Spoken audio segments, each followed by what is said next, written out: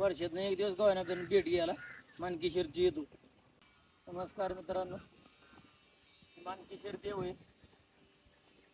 तर आमच्या वडिलापासून त्यांचं पण आता 80-90 वर्ष वयचं होऊन गेलं. त्यांनी होऊन गेलं, पण तिथपासून त्यांनी आम्हाला जे वळण लावलं त्यांच्या मागात आम्ही पण सेवा करतो. कारण एका पिपळा झाडाखालीच येते देवळ बांधायचं म्हणलं तरी एका झाडाची लाकडं असा देव म्हणतो की एका झाडाची लाकडं पाहिजे. आता त्याचं मंदिर बघा तसं नाही, झाडाखालीच येते. झाड पण किती मोठे आहे बघा.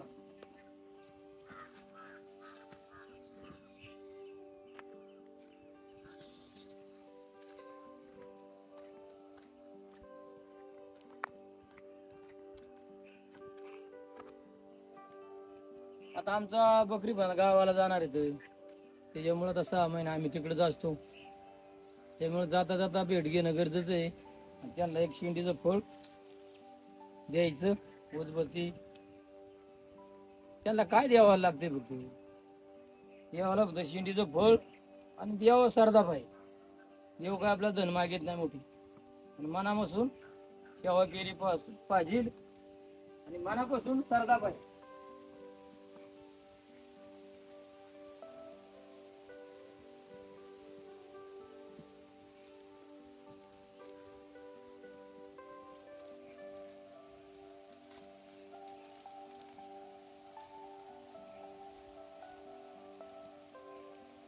2-3 देवाला ना सेवा करायची. होतो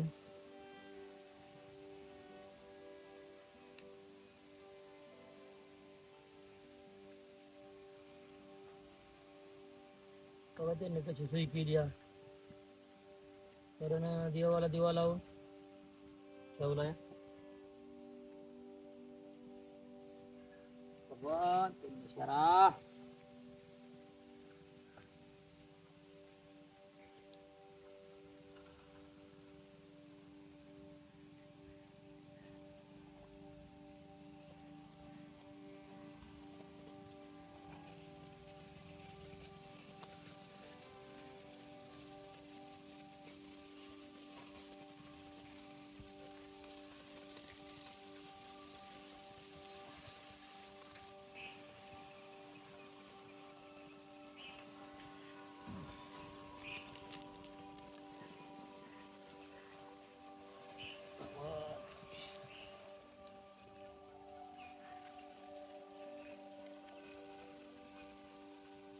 देवाला म्हणजे काय आहे?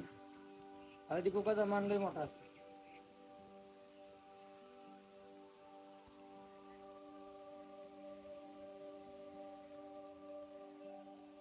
काय पटापटा सेवा घ्यायची करून देवाला समाधान. आता आम्हाला पण बकऱ्याकडे जायची.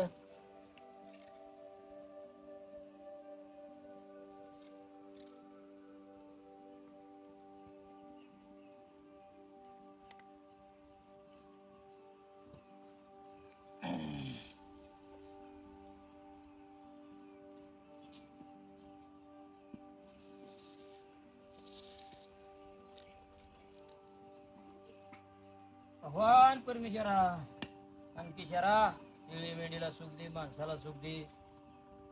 आता आम्ही जाणार आहे गावाला, तर लक्ष ठेवा आमच्यावर. तोपर आमची शेळी मेंढी येते तोवर आम्ही नाही सरणार. आता आम्ही थाकल्या गावाला जर राहणार न आज जोड, आता काय करायचं.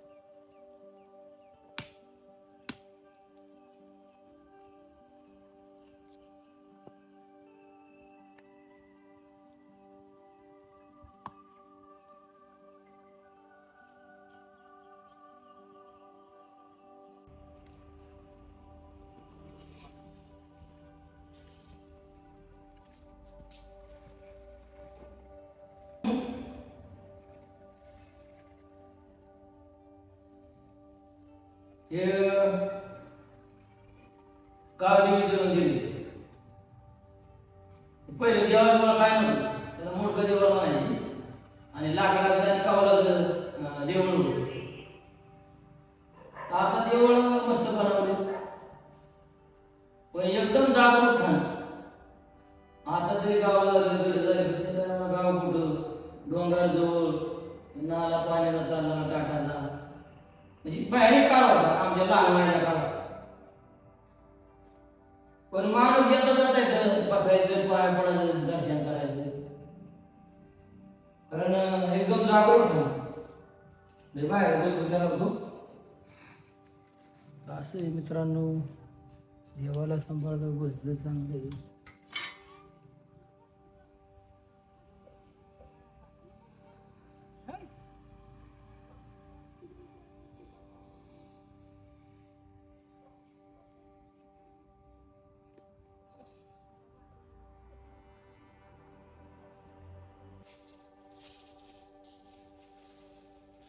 नमस्कार मित्रांनो, आता अक्कलकोटला आम्हाला का जायला लय लांब. तर आता समर्थाचं मंदिर इथंच आहे बालेवडीला, टाटा रोडला. इथंच दर्शनाला केलं आणि दर्शन चांगल्या पद्धतीचं झालं. आणि परमेश्वर चांगलं आहे आणि पांजा एवढ्याला तुम्हाला स्वामी चांगला करी. आणि जर आली वेळ एखादा दिवस अक्कलकोटला पण जा.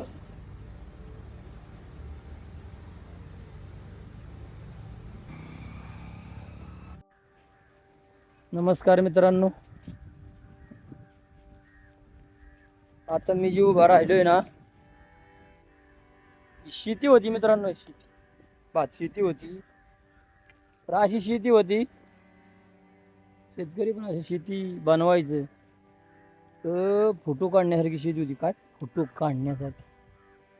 आणि आज त्या शेतीची काय अवस्था झाली, पडीक पडली आणि बांध बंदिस्ती काय राहिली नाही. आजूबाजूने शेती इकल्या गेली. आता ही शेती इकल्यासारखी नसेल ती नाही सांगता यायचं. शेती अशी होती की आता हाली मी उभं राहिलं पण डोळ्याला टिपायचं सोनं जरी पडलं असं ना, सोनं तरी पण भेटलं अशी, म्हणजे लय मशिगत जोरात. आज त्या शेतीची काय हालत होती. आपल्या आजी आप्पांच्याने पूर्वीपासून कशी सांभाळले असत तिला. माळं उकरून शेती बनवली, शेती बनवून भात काढायची, भात पिकवायची. आणि जुन्या लोकांनी आपली लग्न केली, समाजात राहिली, समाजात वागली. आज त्या शेतीची परिस्थिती बघा कशी आहे. इथून पुढं पण शेतीचं कधी काळात काय होणार आहे, आठवणार आहे. आज्या पंजाची नक्कीच आठवणार आहे. का आज्या पंजाने दिवस कसं काढलं होतं, शेती कशी कमावली होती आणि कशी सांभाळली होती. शेतीला म्हणजे वाईट तिळ भरपूर कमी पडून नाही दिलं. पाहिजे तशी तिची सेवा केली, पाहिजे तसं तिला खाया घातलं, आणि पाहिजे तेवढं तिच्याकडून पण धान्य काढलं. असं आहे मित्रांनो. पण आज शेतीची बेकार अवस्था झाली. का बेकार अवस्था झाली म्हणजे थोडक्यात, म्हणजे आता तिला म्हणजे किंमत जणू का तिला किंमतच नाही, अशी त्या शेतीची परिस्थिती झाली. पण आपल्या 4 पिढ्यापासून 5 पिढ्यापासून शेती व्यवसाय ज्याने शेती व्यवसाय केली त्यातला मग आता जुना माणूस असताना तर आजचा रडला पण असता काय असा, आणि त्याच्या डोळ्याला आसरू आला असतं. कारण त्याला वाटतं आपण काय केलं आणि आज तिची काय अवस्था झाली. आता जुन्या लोकांना आठवलं, आताच्या लोकांना नाही आठवणार. आता मला का आठवतं तर मी हे बकरी ओळतोय. अरे बाबा भागात मी बकऱ्या मागं फिरल्यामुळं, शेती पाहिल्यामुळं सर्व अनुभव आलाय मित्रांनो. असं हे शेतीचं कळल कधी नाही कधी कळणार. म्हणजे एवढं सोपं आहे का. ज्याच्याकडे शेती आहे त्याने खरोखर शेती सांभाळा. लय म्हणजे ते शेतीची आता म्हणजे उद्ध्वस्त झाली. कारण आमची बकरी बसायची, बकरी चरायची रानाने, तर राहिलंच नाही. अहो या टायमाला कालची एकादश झाली बघा, कालचा गुरुवार, आजचा शुक्रवार. कधीच पेरण्या व्हायच्या, काय व्हायच्या, भाताच्या पेरण्या ना मिरगालाच व्हायच्या. 7 जून मिरीग जी म्हणतात ना, त्या पेरण्या धूळ वापव. त्याच्या आधी पण काय काय पेरण्या व्हायच्या. मिरीग 7 जून निघायच्या आधी धूळ वापवले, म्हणजे कोरड्या कोरड्या पेरण्या व्हायच्या. तर आता काय आहे, सारी उलट्याचं पालटं झालं, विचारच राहिला ना. शेती म्हणजे काळजी राहिलीच नाही. त्या जुन्या लोकांना लय काळजी ना. कुठं बांधाला लाकूड ठेवीत नव्हती, गवत ठेवीत नव्हती, काळी ठेवीत नव्हती.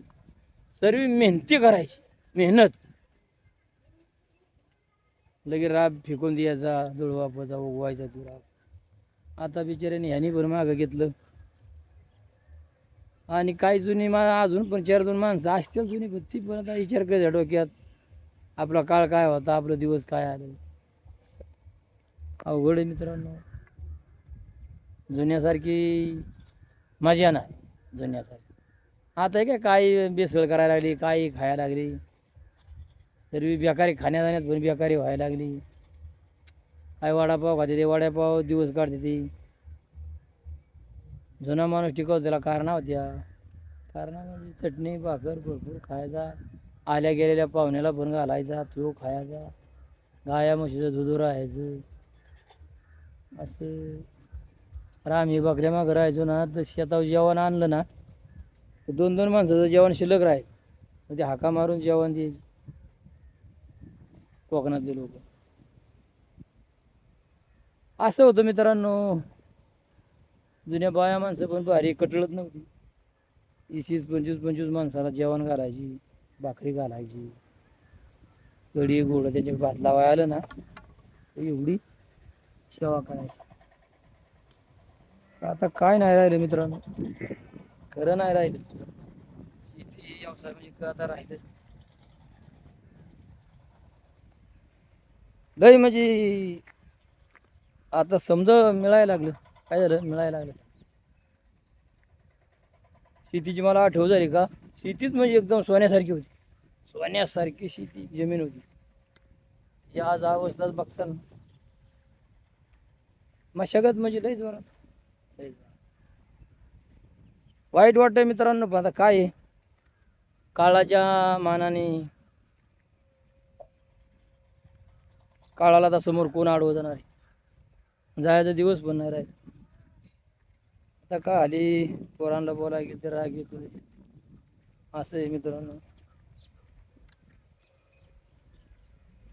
पण अवघड आहे, कारण आम्हाला आठवते, आम्ही पाहिलं या आमच्या वडिला मागं आम्ही फिरलेलो आहे. आम्ही गावातनं जायचो, शेतकऱ्याच्या इथं बसायचो, चहा पाणी, लय मजा. मजा राहिलीच नाही,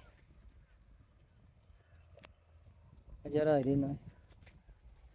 आता लोकांचं म्हणजे काय झालं, बागाय पण लागलं, शेती काय एवढं आलं पण नाही, शेती कोण बघेना. पण घंटीचं बटन दाबा, विसरू नका, सहज फराय करा मला.